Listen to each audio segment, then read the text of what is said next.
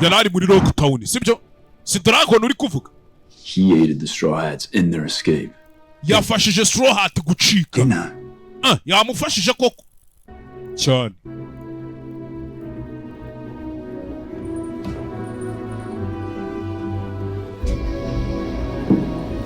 bantu mukimu ufite amamodoka y'ama hybrid niba ushaka gukora akazi kawe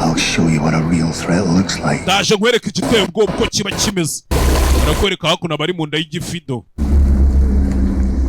irimo hakuno bashaka bafite imodoka z'ama hybrid zirwaye ngo murwaje EBS ngo batiri ngo ni ikibazo Felicien Auto Spare Parts yehehe yakomye hano cyaguye kigwa mu mazi aya ntabwo ari amazi mwana iyi ni acid iba mu gifu iki acid iba mu gifu shahira ryo ku buryo n'icyuma yakirya Slowly erode these ships probably does an even quicker job on flesh. I wonder how long before the Mary starts to erode. ndakeka natwe dusigaranye igihe kingana iki kugira ngo buriya bwato butangire mu mungwe n'iyi acid butwike ibyo bintu ntidutegereze kubibona sibyo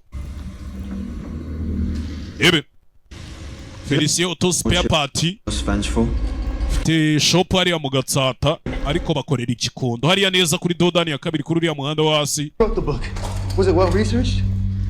uhageze wahamagara nimero naberetse filimi itangira ukabahamagara abantu murwaje ama IBS abantu mugenda bakakugurisha PS ya $5,000,000 kandi yari igura $1,000,000 namwe muransebye No way to steer.